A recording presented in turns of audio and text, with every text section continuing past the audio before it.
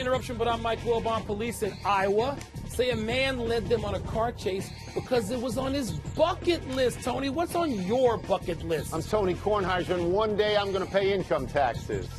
Oh, see, it makes it easier to understand now why you have 11, 12 houses. Yeah. Actually, I not only pay income taxes, I still pay for my kids' phones. Right? I pay for my kid's phone. At what point are you going to stop paying for Matthew's phone? How old is he going to be? 13. Right. Okay. So I'm like way into the ozone on that and still paying my kid's phone bills. Welcome to PTI, boys and girls. In today's episode, the Yankees win. Jerry Jones spins his edict, and we've got a good Thursday night game. But we begin today with the two greatest words in sports, Game 5. Really? That is, if it's a 5-game series, as it is with the Cubs and the Nats. The Nats got a spectacular 7 innings from the miraculously well Stephen Strasburg last night and rode an unearned run, a late grand slam, and a good bullpen to a 5-0 victory in drizzly Chicago, and now it's back to D.C. for winter goodbye. Wilbon, which team do you trust more? First of all, isn't it drizzly D.C. tonight? Is it still drizzling there? Yeah, well, they say by the middle of the game it's going to be better. So, yeah. All right, Tony, look, I'm tired of this series now. I'm tired of it because the bullpen has crushed me. See, I ran away. Yeah. I ran away to New York. I'm not even in Washington for Game 5 tonight. Look, I don't want to seem ungrateful. I'm grateful for the NLCS appearance. It didn't even lead to a World Series 2 years ago. But I am uber grateful for everything that happened last year. I'm grateful for winning the division again and getting to the playoffs for a third straight time for the first time since the aughts, meaning the 19 aughts. But the bullpen. Okay. I can't even watch the games. Right. Because the starting pitchers for the Cubs, even a starting pitcher, John Lester, who came in relief, they give up nothing. They give up unearned or nothing, and then the bullpen takes over, and they won Game 1, the bullpen, by holding a lead. And then they held a 2-1 lead, but they've also blown 2 leads. And when nothing undermines an otherwise great team like a bad bullpen. And so your bullpen's often bad. My bullpen's often bad. Yes. Faith. Yes. What faith? All right. Here's what I'm going to say. I want to talk about Strasburg for a second. I've been really rough on Strasburg for years. I've been calling him the Orchid for a long time. I don't think we will ever know exactly what went on last night between the time that it was announced that he was not going to be the starting pitcher and the game time when he was a starting pitcher. But he was great last night. That could have been a career-defining start last night. He went from Orchid to rock solid. He's had 2 of them in one series. Here's the problem. Here's the problem the Nats have, and I want the Nats to win, obviously. The Nats not only don't hit, the heart of their order, taking Ryan Zimmerman out, which is Trey Turner and Daniel Murphy and Jason Worth, who has no hits, and Bryce Harper and Anthony Rendon are 7 for 74 at the moment. That's bad. But the starting pitching on both teams has been very, very good. The problem I have with the Nats right now is that the starting pitcher for the Cubs, Kyle Hendricks, was great in D.C. in Game 1. Yeah. In D.C. Gave up nothing. So if the Nats don't get him out, they can't win. You say the Nats can't hit. The Nats had 5 runs last night. Well, the Cubs have not had as much as 5 runs in this series. The only time they scored is the 8th. And the Cubs had no runs at home. What are you talking about? What are you watching? If it is a rain-shortened 7-inning game, the Nats can't score. They got to get to the 8th. Rain-shortened? What are you? You're delirious. The postseason has made you delirious, too. I want my team to win. I want the Cubs to win badly, so I don't have to listen to you and the people in the place where I allegedly live. Right. I'm now tired of this series. Allegedly. Nobody's hitting. The weather's bad. I'm done with it. Do you think it'll be a 1-0, 2-1 game or a 6-5, 8-6 game? I fear 7-3. I fear that. Okay. Well, I hope your fears come true because I want to win.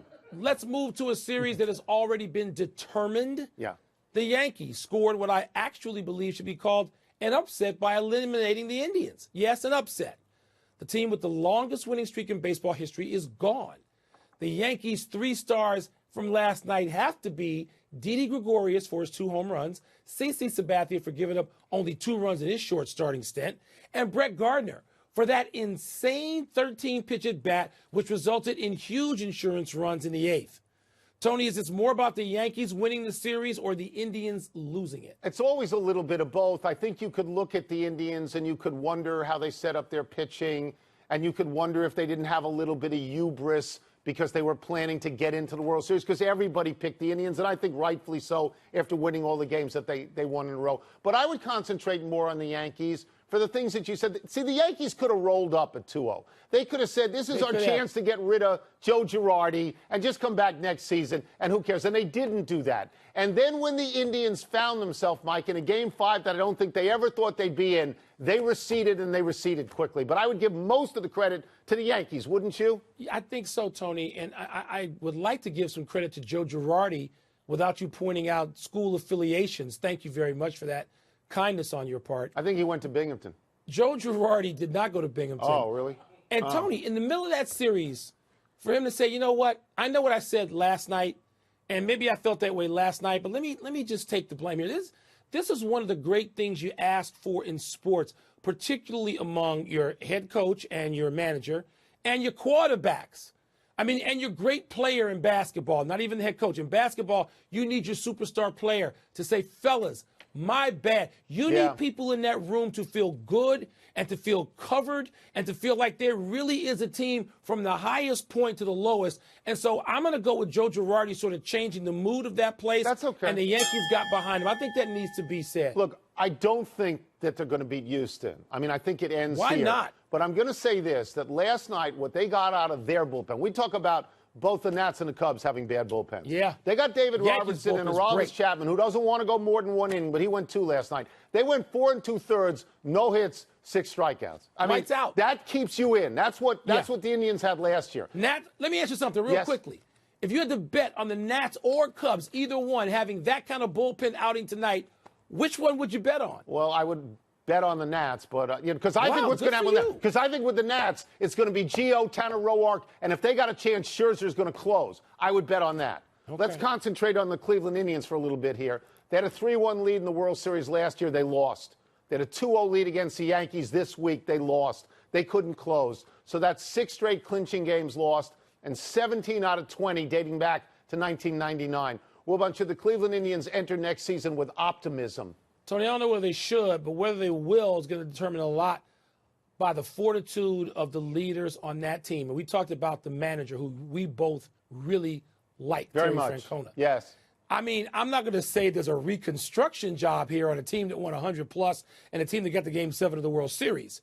But I think there's going to have to be sort of a full sort of meeting of the minds of the leaders of that team as they go into spring training and what they're going to discuss. The Cleveland Indians aren't the first team, nor they're going to be the last team that has struggled in the postseason after glorious regular seasons. The Atlanta Braves did this a lot. They cashed in, I think, only once. So, Tony, we've seen it in every sport. The Buffalo Bills very famously, infamously almost, 4 in a row. And I admire them for what they did 4 in a row, but it's going to take a lot. I'm going to say this, that last year, I think they exceeded most people's expectations by getting to the World Series. This year, not good. I understand not good. But I think you got to build 3 or 4 or 4 in 6 years or something like that before it's catastrophic, and I don't think it's that. I'm interested in the city, though. The Indians haven't won since 1948. The Browns are terrible. They are dreadful, and they've been dreadful for a while. And I know Cleveland has won, but this is LeBron's last year there, and Kyrie Irving couldn't wait to get out. So, Mike, I think the Indians may feel that sort of pressure, that they could be the last champion in that city, and I wonder what that does to them. I think that's possible, but I think there's no better place to play if you're going to have that than Cleveland, because the people don't act like jerks, because it's not Philly, and they don't think it's their birthright to win, and they don't boo people when they get hurt. They don't behave like that. They behave fabulously almost all the time. I'm talking about overwhelmingly. I go to Cleveland a lot. I'm going there Tuesday for the NBA opener. I've seen how they behave when they have no championships. If you're going to play somewhere and have people cheer for you unconditionally, Cleveland's in my top 3. Today's Jerry Jones national anthem update is convoluted to the point where we don't know what he's saying. According to a report, Jones's latest stance is, quote, rooted in a desire to play the bad guy and deflect attention from his players, close quote. But it's uncertain whether the Cowboys plan to protest with or without Jones, as they did before the anthem 2 weeks ago in Arizona. Tone, let's start with this report. Are you buying that Jerry's trying to be the bad guy to protect his players? I'm not buying even a word of that, a thought of that. I think it's after the fact spin.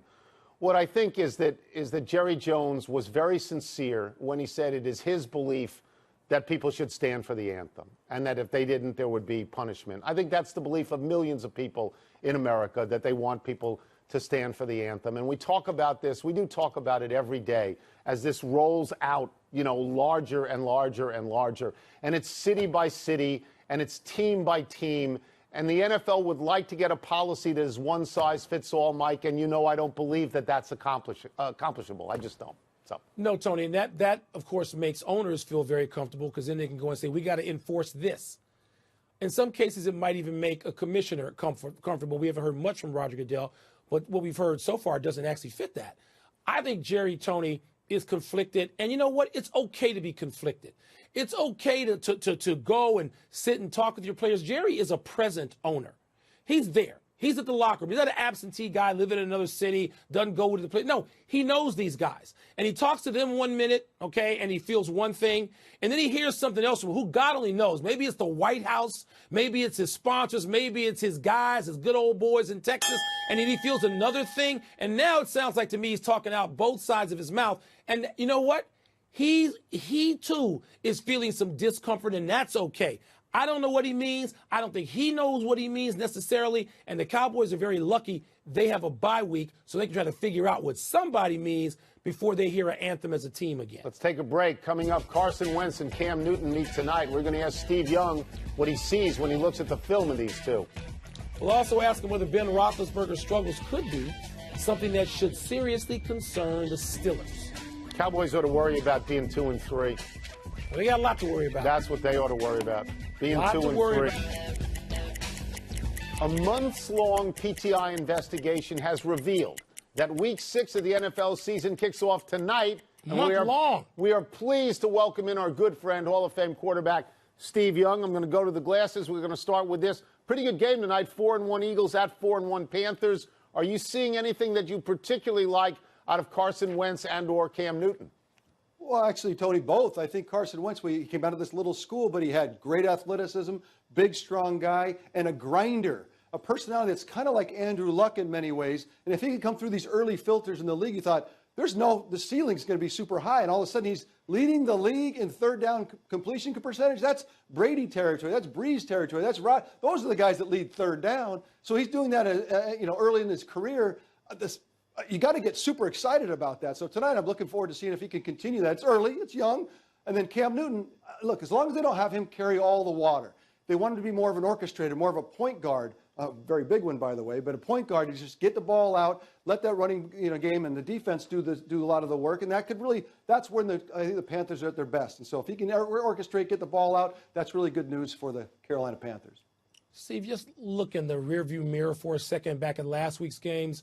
Ben Roethlisberger threw a bunch of picks, and then he said, well, maybe I don't have it anymore. Now, subsequently, he has said he's back to his old confident self. But as a quarterback, was there ever a time where you didn't feel confident going into a game where some bad stretch of pick throwing had just knocked you down? Michael, I still feel like I can do it. I mean, you still go out in the backyard. You're like, give me one more chance. So, look, there's perception and reality, and Ben Roethlisberger needs to deal with both. If reality is that he's not all invested and he's still worried about maybe I should retire like he was in the offseason last year, that's super trouble for the Pittsburgh Steelers. But if it's just perception, you've got to deal with that as well. You can't say stuff that lets people think that you're not all in, because football is all about, look, I'm the quarterback. I have your back no matter what, and I hope you have my back as well. And if that starts to devolve, you can't get guys to play hard. They'll start making excuses. There'll be a lot of mitigation running around all over that locker room, and pretty soon no one's accountable. And so that cannot stand. And so I appreciate him trying to fix it. But going back to last season, everybody knows maybe Ben really isn't invested. That is not a place that you want your star quarterback. Okay, we'll be turning from invested just a little bit. Do you think he still got it? Can Ben still play at the level that's going to make a difference for the Pittsburgh Steelers? I don't think it's a physical thing. I think it's an emotional, mental thing, because when you get towards the end of your career, it does wear you out. And a lot of times people, to me, I was in the locker rooms with 20-year-old guys, and I was 38 years old. It's like, I don't belong. It feels funny. And the coach is yelling. I'm sick of it. I'm too old of a man to be taking somebody yelling. It's stupid. So it's a lot of that emotional stuff that kind of gets you in time. And so if Ben, so physically he has it, but emotionally his commitment level to the game, that's the part you have to worry about. This is one of my favorite questions all week because it involves Mitch Trubisky, who Wilbon hates. I don't hate him. I will read it. I just don't want to see him in there yet. Who he hates. Mitch Trubisky did some encouraging things on Monday night. No, he didn't. Here's the critical sentence. Some people even compared his skill set to yours, Steve Young, who Wilbon loves. Strike them down, whoever made that comparison. Do you see a resemblance, Steve? Well, look, I was super fast. I had an angle on Deion Sanders, I admit, but I ran him down. I mean, I was super fast, maybe faster than I thought. But I look, the talent level that Mitch shows, like he's got some grit. He's got a chip on his shoulder. He's got the talent level. That's what everybody saw. But he's got a ton of filters to try to work out because he just played his 13th college plus pro career game. So there's so much to do. But I did feel in watching him on Monday night that he did do some things that were encouraging. There was hope. It wasn't going to get run over by the moment. He seemed to be having some fun. He seemed to be able to get on top of some of the data, dealing with some of the blitzes and so forth. So, look, I think he gave some sense of hope. But there's 5,000 filters left to go through in Chicago to make an NFL career. But day one, I got hope. Sorry, Mike. If anybody dares compare in my presence Mitch Trubisky at this point to you, I will fight them. Trust me. That includes Kornheiser. Now let me get on to a reasonable question, and I'm going to the glasses. Adrian Peterson has joined the Cardinals now as a quarterback. I mean, what do you do when a running back wants the ball and believes he doesn't get it enough, especially in this day and age, Steve? Well, one of my favorite stories, Ricky Waters, who I love, and what a great player, and we miss him when he left after the Super Bowl. I remember him coming off the sideline during the Super Bowl. He goes, how can I be MVP if I don't get the ball? It's like people want the football. They want to be a part of the action. And so you have to, as a quarterback, deal with where they stand in their shoes, and you don't force it to them. You kind of teach, and a lot of that can't happen game day, by the way.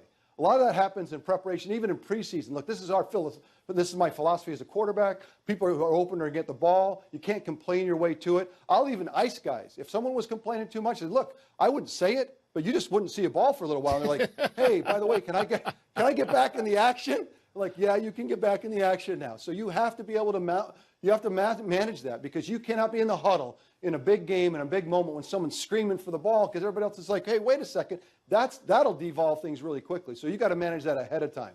Adrian Peterson, in my mind, he's looking to try to extend his career. I think he'll be aggressive but thoughtful about how he does it. But that team, what a great spot for him to land philosophically right now if you look at the Cardinals. We will get you out of here on this, and nobody is able to do a question and answer about the NFL without talking about the kneeling issue. So as a team leader, if an owner told you or told your team that kneeling would mean sitting, how would you handle that?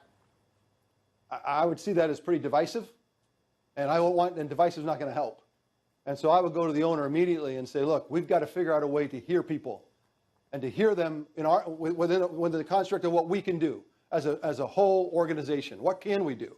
Can we engage local law enforcement? Can we start some programs? Can we call in a group of guys that are representative of the team and on this issue and say, what can we do as a team? What can we do as a group of players that can make a difference? So that if I'm heard, then maybe we can all stand together. And so if you want everyone to be a part of that engaged conversation, then you can get everyone to, I think, like a family, everyone can stand together. But otherwise, if you're not heard, I think that in the long run, that's going to be just more divisive. And when people aren't heard, that's not going to solve anything. As always, thank you so very much Steve. for being on. Appreciate it. Thank you. Let's take one last break. Still to come, is there a real chance that LeBron James could miss the Cavs season opener? No. And with Steph Curry's All-Star Game drafting strategy undermine what the league is trying to accomplish. So I guess I shouldn't even ask that LeBron question because that's been answered. No, because he's going to play. Okay. You know he's going to play. Interruption is brought to you by Geico. 15 minutes could save you 15% or more on car insurance. Happy time, people. Happy 47th birthday, Charlie Ward. Ward was out of the Bo Jackson mold, a great star in two different sports, football and basketball. Won the Heisman Trophy in 1993 as the quarterback who led Florida State to the national championship, but he ended up going pro in basketball, playing 10 seasons mostly with the Knicks. Tony, I thought that was the right move. Point guard over quarterback. I know most people in the culture wouldn't. He was a pretty good point guard for the Knicks for a while. Happy anniversary, Matt Ryan. On this day 9 years ago, you led the Falcons on a 6-second, 2-play drive to beat the Bears, who had gotten the lead just 5 seconds before. Matty Ice has won 34 game-winning drives in the fourth quarter and overtime, most in the NFL since 2008. But he watched Tom Brady do it to him in the Super Bowl. Tony, Brady's done it like 50 times. 34 is a nice number, but it ain't Tom Brady land.